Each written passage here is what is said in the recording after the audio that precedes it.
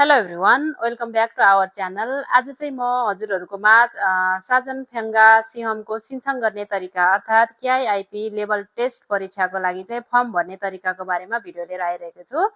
हजुरहरूले आफ्नै मोबाइल अथवा ल्यापटप प्रयोग गरेर घरमै बसेर चाहिँ साजन फेङ्गाको सिहमको लागि चाहिँ कसरी सिन्छङ गर्न सकिन्छ त भन्ने बारेमा भिडियो लिएर आइरहेको छु। भिडियोलाई अन्तिमसम्म हेरेर साथ दिन नभुल्नुहोला।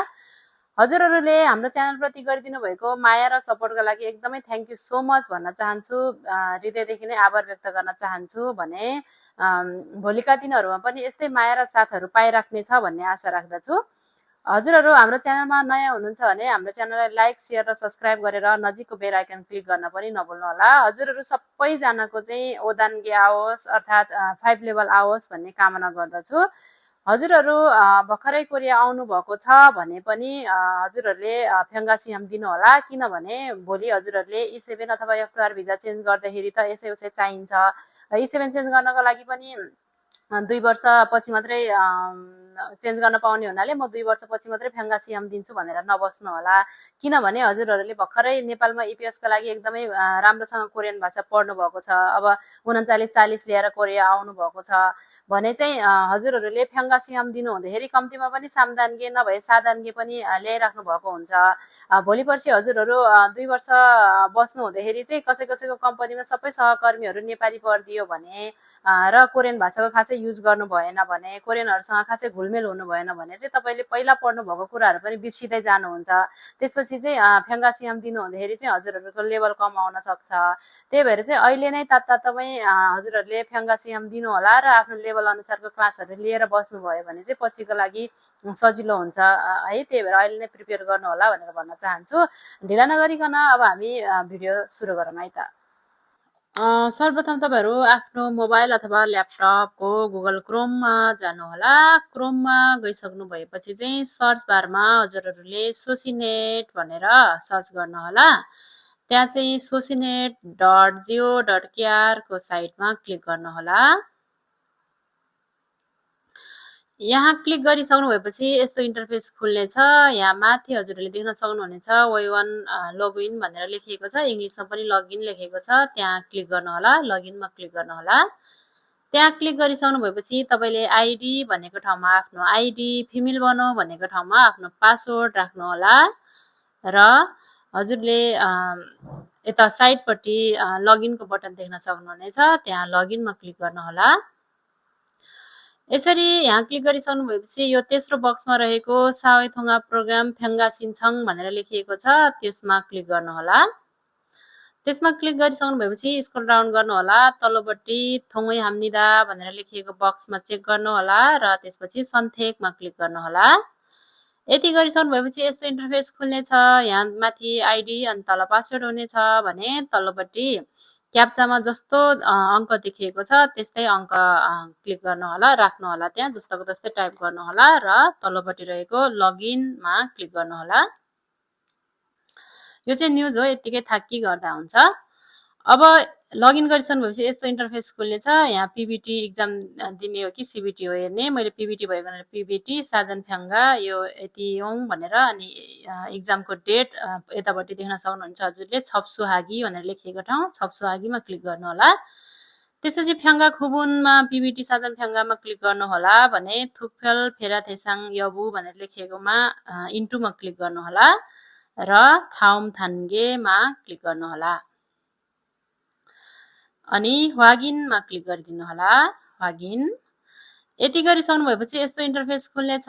यहाँ फेङ्गा इल सन्थेक गर्नुपर्ने छ, त्यसमा चाहिँ यहाँ बोल्ड भएर अलरेडी आइसकेको छ। 2 गतेमा क्लिक गरेँ मैले भने यतापट्टि 2025 को चाहिँ यो 5औं साजन फेङ्गा हो, त्यसमा क्लिक गरेँ, त्यसमा क्लिक गर्नुहोला। त्यति गरिसक्नु भएपछि फेङ्गा छङसो सन्थेक गर्नुपर्ने हुन्छ, अर्थात् तपाईँ कुन ठाउँबाट चाहिँ इक्जाम दिन चाहनुहुन्छ त्यो ठाउँ सेलेक्ट गर्नुपर्ने हुन्छ।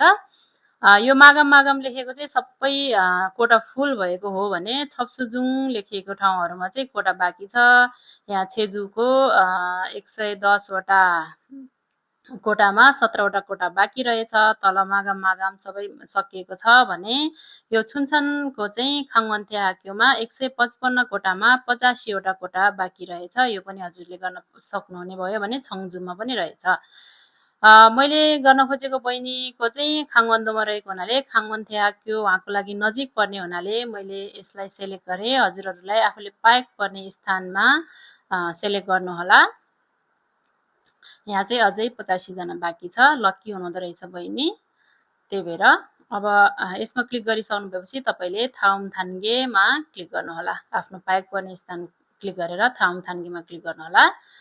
यति गरिसक्नु भएपछि तपाईँले यहाँ सबै कुरा देख्न सक्नुहुन्छ। उङसिजा छङ्बो अनि सिन्चन फ्याङ्गा छङ्बोहरू देख्न सक्नुहुनेछ। नामहरू आएको छ, डेटहरू, कतिखेर इक्जाम अनि छुसो कुन ठाउँमा इक्जाम भनेर देख्न सक्नुहुनेछ भने यहाँ तल खेल्छे सुदान लेखिएको ठाउँमा चाहिँ खासाङ खेजामा क्लिक गर्नुहोला है। यसमा सजिलो हुन्छ, त्यही भएर हजुरहरूले खासाङ खेजामा क्लिक गर्नुहोला। त्यहाँ क्लिक गरिसक्नु भएपछि चाहिँ तपाईँहरूले 38,000 वन चाहिँ डिपोजिट गर्नुपर्ने हुन्छ है। त्यो इन्फर्म हो यो। अनि यहाँ तल रहेको बक्समा चेक गर्नुहोला, क्लिक गर्नुहोला। त्यसपछि खेल्जे हागीमा क्लिक गरिदिनु होला।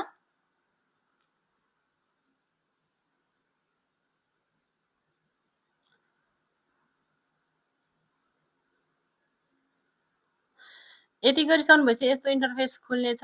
यहाँ माथि रहेको छन्चेथोङुईमा क्लिक गरिदिनु होला। त्यहाँ चेक गरिदिनु भयो भने सबै बक्सहरूमा अटो चेक हुनेछ भने तल रहेको थाउममा क्लिक गरिदिनु होला। त्यसपछि थाउम गरिसकेपछि यस्तो इन्टरफेस खुल्नेछ। यहाँ इब्गुम उन्याङमा उन्याङ सन्थेकमा तपाईँको जुन ब्याङ्कमा हजुरको अकाउन्ट छ त्यो ब्याङ्क सेलेक्ट गर्नुहोला। बहिनीको सिन्हान भएको हुनाले मैले सिन्हानमा सन्थेक गरेँ। त्यसपछि हजुरहरूले यो डेटको यति बजेभित्रमा चाहिँ तपाईँले यो पैसा चाहिँ डिपोजिट गर्नुपर्ने छ भनेर यहाँ लेखिएको छ। यो अवधिभन्दा अगाडि नै पैसा डिपोजिट गर्नुहोला। र यहाँ तल चाहिँ छुमिन थुङनुक बनोमा चाहिँ आफ्नो एलएन कार्डको नम्बर राख्नुहोला। आफ्नो एलएन कार्डमा हेरेर जस्ताको तस्तै नम्बर राख्नुहोला। ड्यासभन्दा अगाडिको अघिल्लो बक्समा र ड्यासभन्दा पछाडिको पछिल्लो बक्समा आफ्नो राखेर छुमिन थुङनुक बनो राखेर एलएन कार्ड नम्बर राखेर अनि यहाँ टिक लगाएर थाउममा क्लिक गर्नुहोला। यति गरिसक्नु भएपछि यस्तो इन्टरफेस खुल्नेछ। यहाँनिर हजुरले आफ्नो इमेल एड्रेस राख्नुपर्ने छ। आफ्नो इमेल एड्रेस राख्नुहोला। आफ्नो इमेल एड्रेस फुल इमेल एड्रेस राख्नुहोला। यहाँ चाहिँ जस्तै gmail.com सम्मै राख्नुपर्ने हुन्छ है, तपाईँको जुन हो त्यही।